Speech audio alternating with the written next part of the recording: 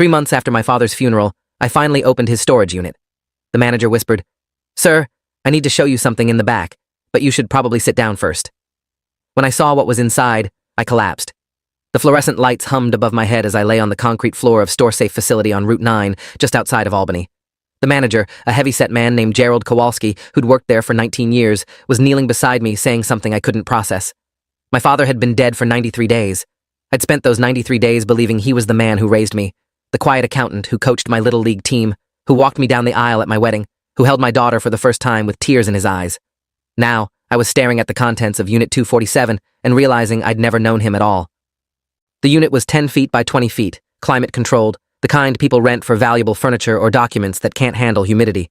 What I saw inside wasn't furniture. It was evidence.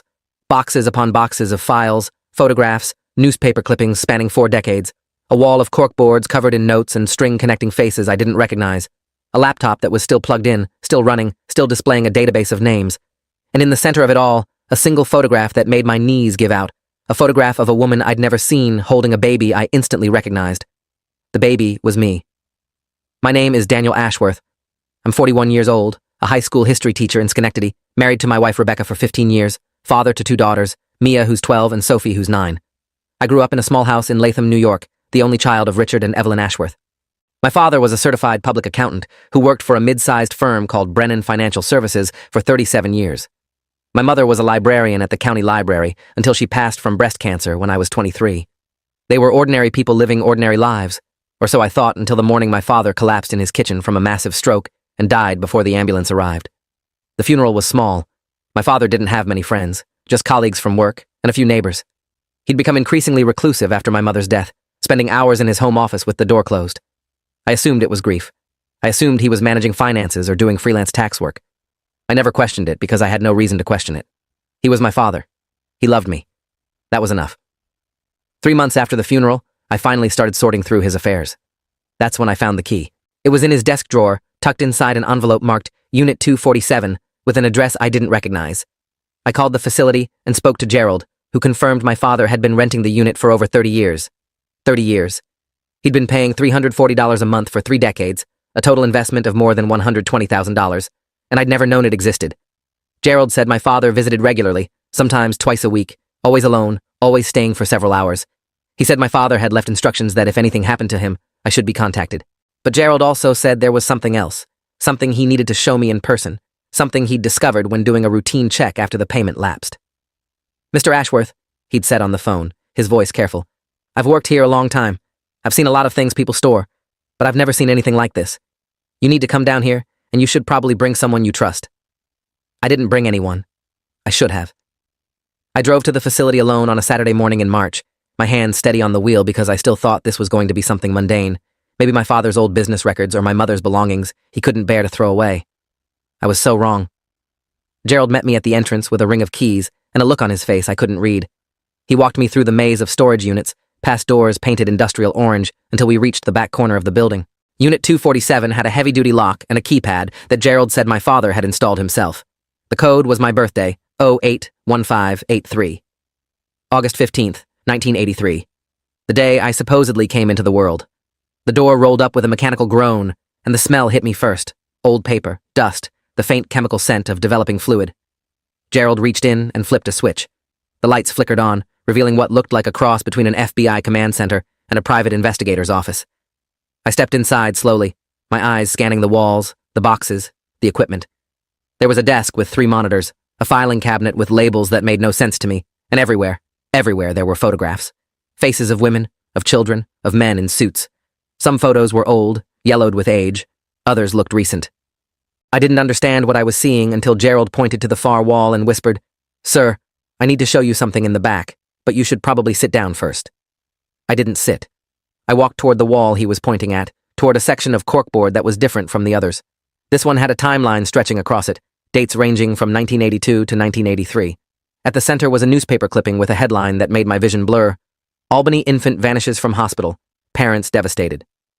Below the headline was a photograph of a woman holding a newborn, her face twisted with joy that the photographer had captured just hours before that joy was destroyed. She had dark hair and eyes that looked exactly like mine. Next to the clipping was a series of documents, hospital records, police reports, handwritten notes in my father's meticulous script. I picked up one of the pages and read the words that ended the life I thought I knew. Daniel was taken from Albany Medical Center on August 17, 1983. Birth mother, Margaret Holloway. Birth father, Thomas Holloway. The adoption was never legal. The papers were forged. He is not my biological son. He is their stolen child. My knees buckled. The concrete floor came up fast. Gerald was saying something, asking if I needed water, if I needed him to call someone. But I couldn't respond, because I was drowning in a truth I couldn't process. My father, the man who raised me, had stolen me from a hospital 40 years ago. The next few hours exist in my memory as fragments. Gerald helped me to a chair he brought from the office. I read through more documents, each one a new wound. My father's notes were thorough, almost obsessive, spanning decades of investigation into what he'd done and the family he'd taken me from. The Holloways, Margaret and Thomas, had searched for me for years. They'd hired private investigators, appeared on local news programs, started a foundation for missing children. They'd had 2 more children after I was taken, a son named Philip and a daughter named Grace, siblings I never knew existed. Margaret had died in 2019, just 3 years before my father. According to his notes, she'd never stopped looking for me. She'd spent the last weeks of her life asking her husband to promise he'd keep searching. And Thomas Holloway was still alive, living in a retirement community in Saratoga Springs, just 45 minutes from where I stood. My father's notes explained everything, his motivation, his method, his decades of guilt that he'd channeled into this bizarre shrine of documentation. He and my mother, Evelyn, had tried for years to have children. When they were told conception was impossible, they'd looked into adoption. The process was long, expensive, invasive. They were rejected twice due to financial concerns. And then, according to his notes, my father saw an opportunity. He'd been at Albany Medical Center visiting a colleague who'd had surgery. He'd wandered into the wrong wing, found himself near the nursery, and seen a baby that looked like he could be mine. That baby was me. His notes described how he'd returned the next day, studied the nurses' schedules, identified gaps in security. He'd come back on August 17th wearing scrubs he'd purchased from a medical supply store. He'd walked into the nursery during a shift change, picked me up, and walked out. No one stopped him. No one questioned him. He drove me home to Evelyn, who he'd told that the adoption had finally come through. He'd forged birth certificates, adoption papers, everything needed to create a new identity for a stolen child. Evelyn never knew. She died 17 years later, still believing I was legally adopted, still believing the lie my father had constructed so carefully. But my father knew. He'd lived with that knowledge for 40 years, and instead of confessing, he'd built this archive. He'd tracked the Holloway family's every move, collected every news article about their search for me, documented every milestone of their lives. He knew when Philip graduated college. He knew when Grace got married. He knew when Margaret was diagnosed with cancer. He knew everything, and he'd told no one. I called Rebecca from the storage unit. My hands shook so badly I could barely hold the phone. When she answered, I couldn't speak at first, just sat there listening to her voice ask what was wrong, why I sounded strange, where I was. I finally managed to say the words, "Dad kidnapped me. I'm not who I think I am." The silence on her end lasted forever. Then she said, "I'm coming. Don't move." She arrived an hour later with Mia and Sophie, having grabbed them from their weekend activities with no explanation. She left the girls in the car and came inside the storage unit alone. I watched her face as she took in the walls of evidence, the photographs, the documents. She didn't speak for a long time. Then she knelt beside me, took my hands and said, "We're going to figure this out, together. But first, we need to call a lawyer." The lawyer we called was Nathaniel Price, a family law attorney Rebecca knew from her work as a hospital administrator. He'd handled complex custody cases before and had connections to people who dealt with even more complicated situations. When he arrived at the storage unit 2 hours later, he spent 30 minutes examining the evidence before turning to me with an expression I'll never forget. "Mr. Ashworth," he said, "this is one of the most thoroughly documented confessions to a crime I've ever seen. Your father essentially built a case against himself." Nathaniel explained our options. We could go to the police, which would open a criminal investigation into my father's actions, even though he was dead. We could contact Thomas Holloway directly, which could be emotionally devastating for everyone involved. We could do both, or we could do nothing, seal up the unit, and pretend I'd never found any of this. "The statute of limitations for kidnapping in New York has long passed for your father," Nathaniel said. "He can't be prosecuted, but there are other considerations. Thomas Holloway has a right to know what happened to his son. You have a right to know your biological family. Your daughters have a right to know their actual heritage and medical history." Medical history. I hadn't even thought about that. For 41 years, I'd believed my health risks came from Richard and Evelyn Ashworth's genetic lines. I'd told doctors I had no family history of heart disease when Richard had high blood pressure. I'd said there was no cancer in my family when my mother died of breast cancer. All of it was wrong. Every health decision I'd ever made was based on a lie. I looked at my daughters in the car, at Mia who looked so much like me, at Sophie who had my eyes, and I realized I needed to know the truth, not just for myself, but for them. "Contact Thomas Holloway," I said. I need to meet my father. Nathaniel reached out to Thomas Holloway through a carefully worded letter that explained the situation without revealing all the details. He said a man had come forward with information about the 1983 kidnapping and wanted to meet. Thomas's response came within 48 hours. He called Nathaniel's office and said he'd been waiting 40 years for this call. The meeting was arranged for the following Saturday at Nathaniel's office in downtown Albany. I spent the week in a fog, going through the motions of teaching, of parenting, of being a husband, while my entire sense of self disintegrated beneath me. I looked in the mirror and saw a stranger. I looked at photographs of Richard Ashworth and felt rage so intense it scared me. He'd stolen me. He'd stolen 40 years of my life, 40 years of my biological parents' lives, 40 years of relationships with siblings I should have grown up knowing. And he'd died before I could confront him, before I could ask why, before I could tell him what I thought of what he'd done. The coward had escaped, leaving me to clean up his destruction. Thomas Holloway was 78 years old with white hair and hands that trembled as he walked into Nathaniel's conference room. He was accompanied by his son Philip, now 43, and his daughter Grace, now 39. They sat on one side of the table. I sat on the other with Rebecca. For a long moment, no one spoke. Then Thomas leaned forward, studied my face, and started to cry. "You have her eyes," he said. "Margaret's eyes. I knew it the second you walked in." He pulled a photograph from his pocket, a copy of the same image I'd seen in the storage unit, the one of Margaret holding me in the hospital. "She never stopped looking for you. Not once. Every lead, every tip, every false hope, she chased them all. When she was dying, she made me promise I'd find you. I promised her I would." His voice broke. "I'm just sorry she's not here to see this." I didn't know what to say. I'd prepared speeches in my head all week, explanations and apologies and questions. But sitting across from this man who'd spent 40 years grieving a child who was alive the whole time, words seemed pathetically inadequate. So I just said, "I'm sorry. I didn't know. I just found out a week ago." The meeting lasted 4 hours. Thomas and his children told me about the family I should have had. Margaret had been a kindergarten teacher who loved gardening and couldn't carry a tune but sang anyway. Thomas had been an electrician who built model trains as a hobby and coached youth hockey for 20 years. Philip was a veterinarian with 3 kids of his own. Grace was a social worker who'd specialized in missing children cases, inspired by what happened to her brother. They showed me photographs, hundreds of them, images of birthdays and holidays, and ordinary moments I should have been part of. There was a photo from Christmas 1990 where Margaret was holding up a stocking with Daniel embroidered on it. She'd kept buying presents for me every year, wrapping them, putting them under the tree, then donating them to children's hospitals because she couldn't bear to keep them. 40 years of Christmas presents for a son she never stopped believing would come home. When I saw that stocking, something inside me shattered completely. I excused myself to the bathroom and sobbed until I couldn't breathe. The DNA test was a formality, but we did it anyway. The results came back in 5 days, confirming what Thomas already knew from looking at my face. I was Daniel Thomas Holloway, born August 15th, 1983, kidnapped 2 days later, raised as Daniel Richard Ashworth by a man who'd stolen me from my crib. The legal implications were complex. Nathaniel connected us with a criminal attorney named Victoria Brennan who'd handled cold cases before. She reviewed my father's documentation and confirmed that while Richard Ashworth couldn't be prosecuted posthumously, there were other matters to address. The forged documents he'd created were still on file with the state. My birth certificate, my social security records, everything about my legal identity was fraudulent. "You have 2 options," Victoria explained.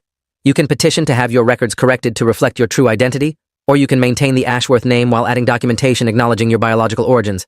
Either way, this is going to involve a lot of paperwork and probably some media attention." Media attention. I hadn't thought about that either. The story broke 3 weeks later when a reporter named Patricia Kimura from the Albany Times-Union somehow got wind of the cold case being reopened.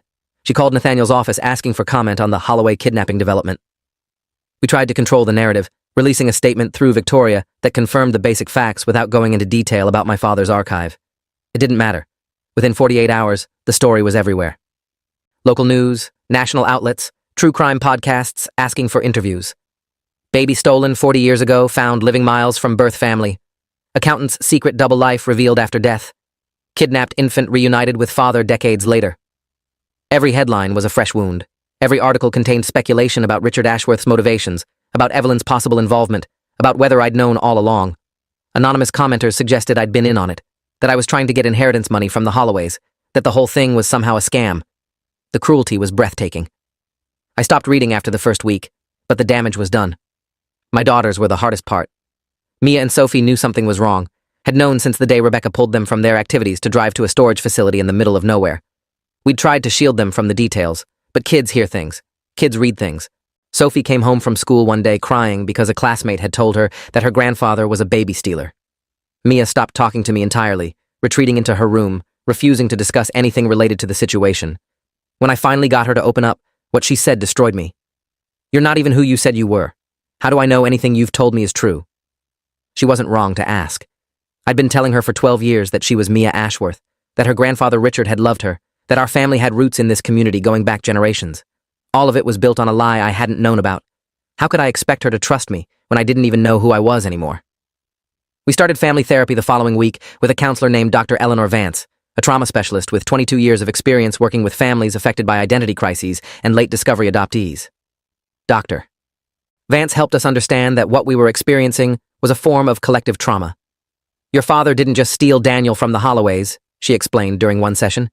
"He stole Daniel's identity, Evelyn's chance to make an informed choice, your chance to know your heritage, and your daughter's chance to know their true family history. The ripple effects of his actions have touched every person in this room." She was right. Rebecca confessed that she'd been having nightmares about what else might be hidden, what other secrets might be waiting to detonate. Mia admitted she'd been Googling how to know if your parents are lying at school. Sophie had started wetting the bed again, something she hadn't done since she was 5. We were all drowning in the aftermath of a dead man's crimes.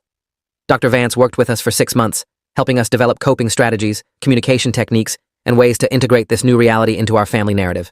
She also recommended I meet with the Holloways more regularly to build the relationship that had been stolen from us.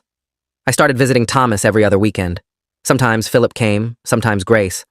We'd sit in his retirement community apartment surrounded by photographs of Margaret and talk about everything, about my childhood, about their lives, about the years we'd lost.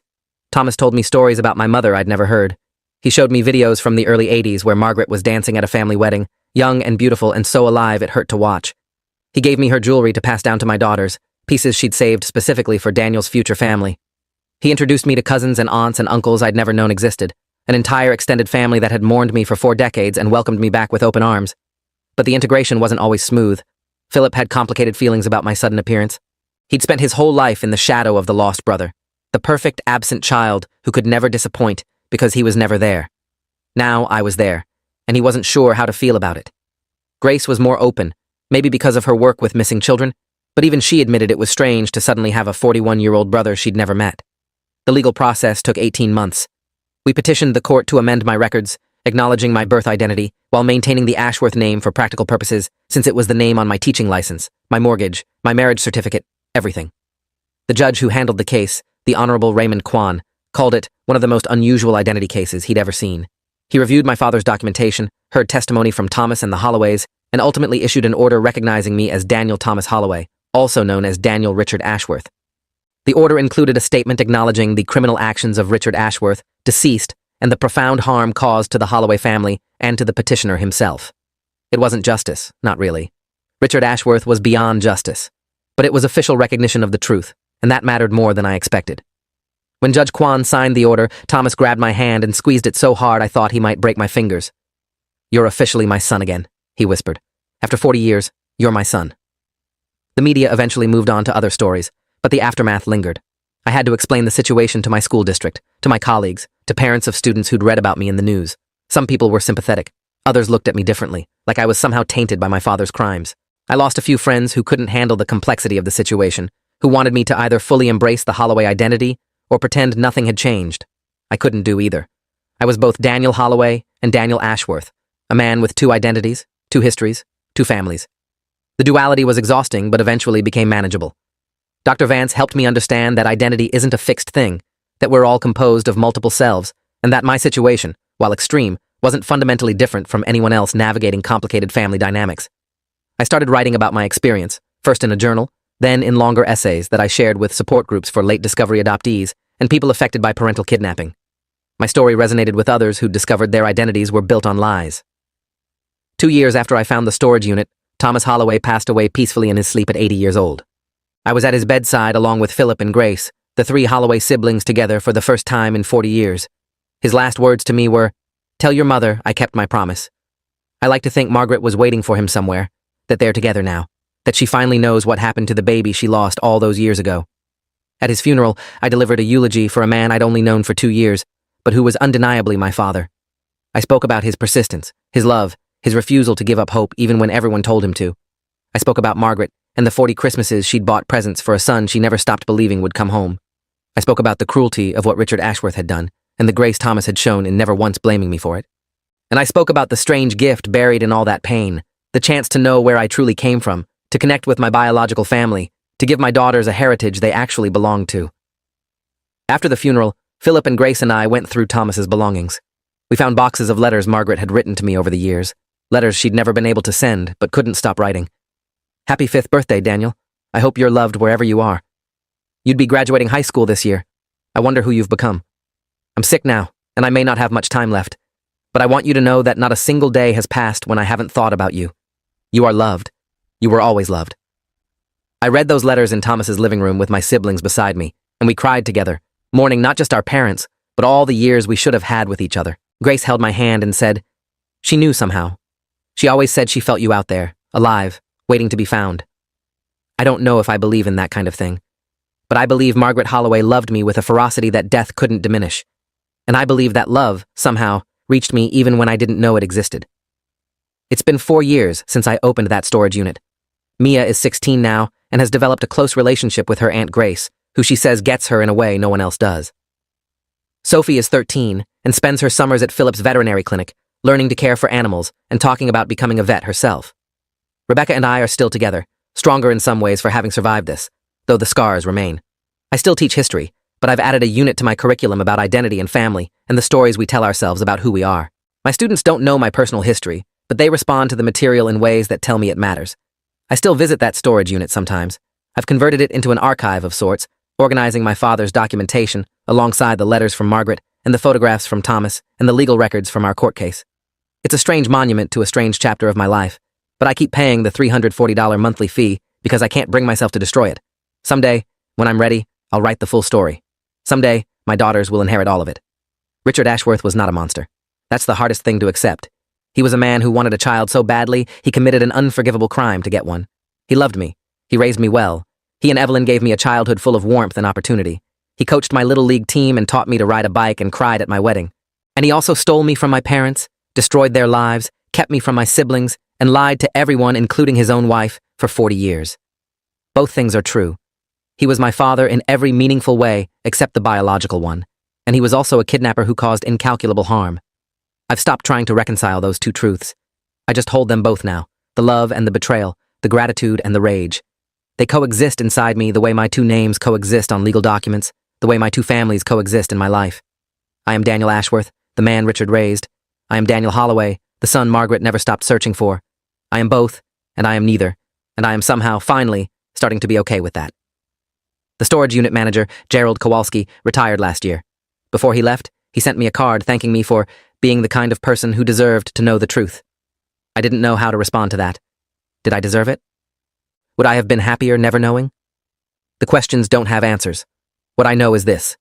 My father built an archive of his own guilt and left it for me to find. He could have destroyed everything before he died. He could have taken his secret to the grave. Instead, he gave me the key and trusted that I'd use it. Maybe that was his confession. Maybe that was his apology. Maybe it was just cowardice, an inability to face me while he was alive, but a desire to be known after he was gone. I'll never know for sure. He's gone, and the dead don't explain themselves. But I like to think that somewhere in the 40 years of deception, the man who raised me felt remorse for the man he'd become. I like to think he wanted me to know the truth. I like to think he hoped I'd find my way back to the family he stole me from. And I did. After 40 years, I finally came home. Thanks for watching till the end. Make sure to subscribe and like to not miss the next story.